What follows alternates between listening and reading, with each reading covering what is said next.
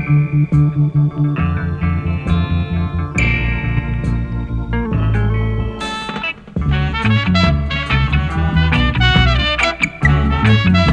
was the main tactic that was used to cool down the place in Augusttown? Love and respect, and to share and see each other's problem through each other's eyes.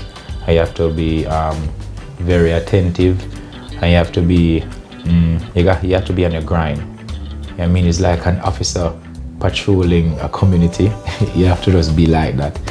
Me and the Rasta youth, they will comb the community, and the little money I made, I would just share. You know, it's just love. You have to see everybody as your brother and your sister. It's just total love. That's a simple formula. Love and respect and care. And when they know that you're like that, they come out and they help you, because what you're doing is for not them, but for the kids also in the community. This, my generation, I'm 33, 34 this year, right? Yes. So you influenced my whole generation, and you're aware of that with Chronics and all them. Yes. How do you keep that relationship as an elder with the younger generation? Think as a father.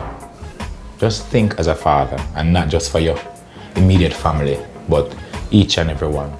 You know, sometimes I think as if I'm the president of the United States or of any country. I think like His Majesty, Haile Selassie. If he's an emperor and he is the holy emperor for the country, what's going through His Majesty's mind every minute as an emperor sitting on the throne, ruling this vast planet? There's no time. His Majesty only had 3 hours to rest. And I was like, how can a king rest up for 3 hours? And starting doing the music, singing, DJing and all those stuff, I only had, I would say, 2 hours in my time to rest. Because domestic life, the family, community, friends, interviews, stage shows, contracts, promotions and all those stuff. Busy life. And when you see them, encourage them. Show them the little faults. Show them that you're an artist, but you're not being that polite to the fans. And the money you spend, the clothes you wear, the shoes you bought, the cars you're driving, the money came from the fans. So be more polite. And certain little stuff I learned in the music from people, radio station, these jockeys, radio personals, all these little things, I try to hand it over to them and show them an easy way out. Show them how not to waste your money. You know what I mean? You're wasting money on clothes, you don't need that. Save your money. Try to be a producer, not only an artist. Try to play an instrument. Try to own something in the business. Own a studio, own a sound system, own some staging, lighting. Try to do something, because you're taking from the music, so you need to put back to the music. And in the future, you'll see the whole result, and that's just it. And I think it's just clean heart, brother. Clean heart, pure hands, clean heart. You know, be kind. Don't bad mind them when they're trying their best and you see they fail. Don't shoot down on them and boo them. Take them up, encourage them. Put them beside you too. You're an icon, you're great. What can Jamaica do to preserve reggae music?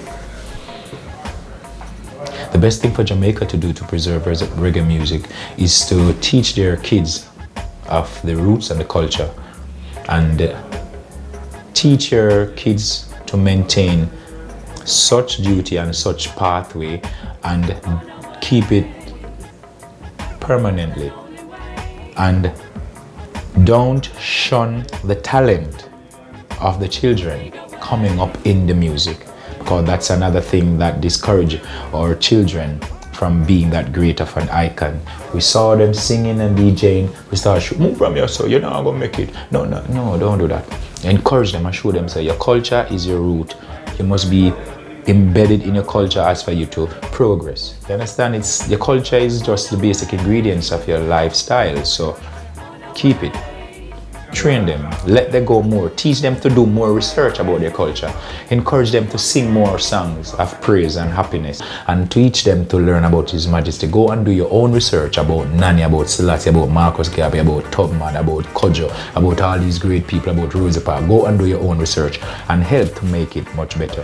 You're a part of the culture, but if you don't contribute nothing to the culture, we ain't gonna get nowhere. So you teach each and every one to contribute to the culture, and then we'll have the whole structure.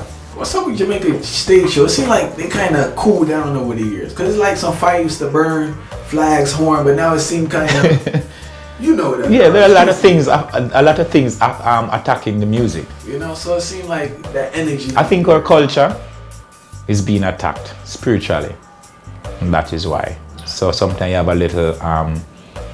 They would like dampen the whole expression of the culture, and the artists coming in this generation, they weren't like going to the Bobo Hill and going to the Naya Bingi. So they're not getting that knowledge to produce that energy, because once you know where you're from, you know your Africans, you know your roots, your culture, you know your languages and all those stuff, that in itself gives you the energy to deliver. Yeah, so you can't say what you don't know. You can't speak of something you don't know of. So that's it. Where's the longevity coming from, you know? You've been doing this a long time, you know? Yeah, well, honestly, it's the whole history of my people being in slavery and knowing where they're coming from as to where they are now is really hurting. And I don't think I should be doing anything below the level of where they were. I don't think I should be doing anything below the level of where they're coming from. Yeah, and when I look into the whole aspect of the world government and the whole nation, I'm saying, look at all these great countries, great leaders, great people, beautiful people from beautiful nation. There's no time to idle. I can't be going on the stage playing around. If you don't want to go and do it, Sizzla, someone is going to get it done. Well, I'm in the seat. The steering is in my hands now, so I'm giving it all I can right now. Just the thought of slavery and the sufferation, youths being killed, young girls being raped, kids being abducted for body parts, kids being molested by parents and all friends, family is too hurting. So when I get on the stage, I don't have no time for no gap and nothing, no lackadaisical rhymes. I just need to keep that energy. And when I look at other artists' performances, I like, why is it droop? Why there's no energy? Why you're not really delivering, presenting the music to the people? You want to see a packed venue before you perform. You want to be paid in full before you perform. If you're not with money, if you're not with your fans or something to really, some sort of influence, you can't perform, I'm not for that. I'm giving it to you natural as it is. When you're in Jamaica, if you don't perform good, them stone you. That's the next thing. You don't perform good, they start throwing bottles at you and all those stuff. So that's another part of the culture. Don't go up on the stage with no lazy thing and no lame thing, so you know, else look out for your magnum buckle or some trash or something. So that's another part of it again, yeah? So that showed me that the people need the music, and not only the music, they need it to deliver, and not only to deliver, they need the energy. So I just get it done. Reggae artist Sizzla has been hurt in a motorcycle accident and is currently in hospital. Biking, the Chris Cup, right? Yeah. Alright.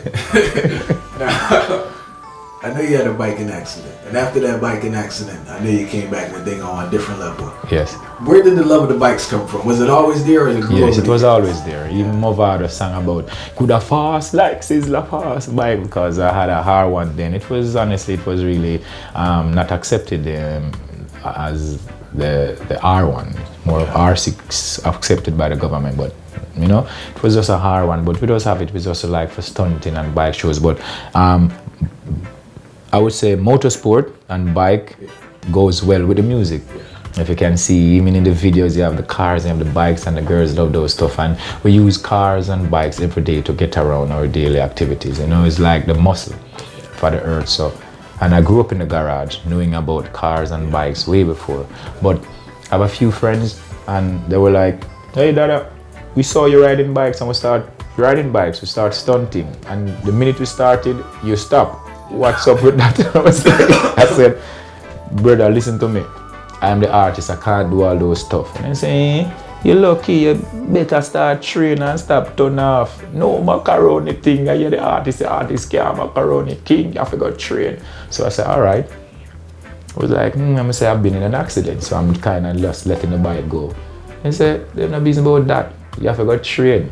I said, all right. So I bought a little yang and start doing little training and start putting back the training and wheel it, park it for a wall and fabulous. My friend them say, crank up, king. Everybody starts to crank up and say, I like the slang. So I took the name Crank Up and I got it registered. Where I can do special order parts, import. I want to open up like a car mart and sell vehicles and all those stuff. But it's an energy with the bike team. Because sometimes when you go to the stage shows, the bikers, they gave me a lot of energy, a lot of vibes. And the fans, they might not know this, but if you should really look into the whole situation, the bikers, they're really close to Sizzla. Even more closer than some artists and musicians. Yeah, because they're always there